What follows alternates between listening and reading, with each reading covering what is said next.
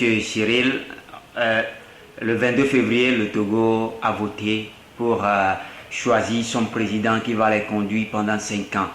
La situation politique fait peur aujourd'hui.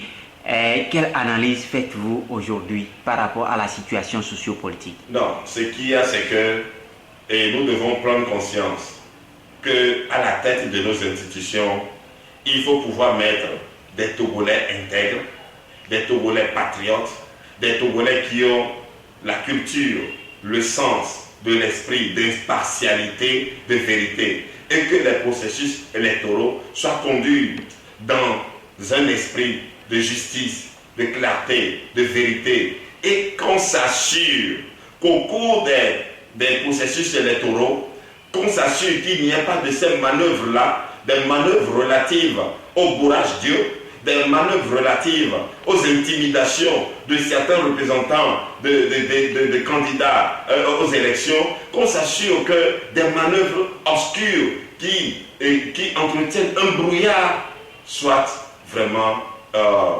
vaincues, soit qu'on s'abstienne de toutes ces manœuvres-là. Et ma foi, je crois que lorsque les institutions incarneraient une certaine confiance entre les Togolais, je crois ma foi qu'en ce moment, nous pouvons faire les choses de façon juste et bien.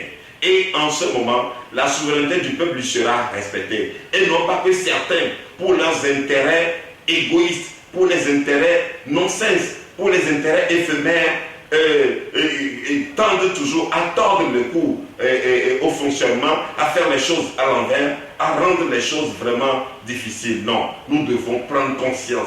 Nous sommes appelés à un examen de conscience. Nous sommes des êtres humains et nous devons pouvoir en être capables.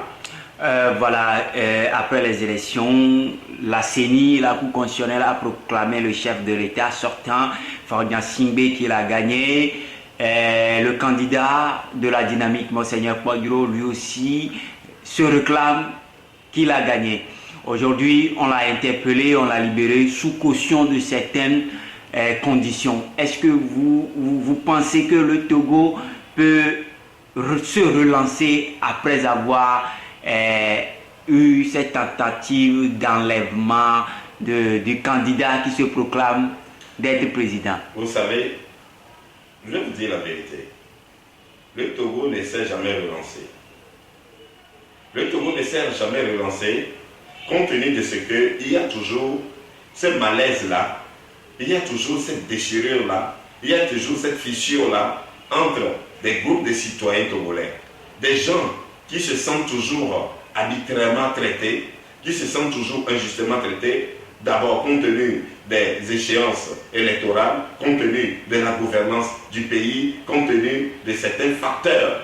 Tant que les Togolais ne se retrouveront pas, tous les Togolais ne se retrouveront pas dans leurs dirigeants, dans la gouvernance, nous restons à voir du pain sur la planche.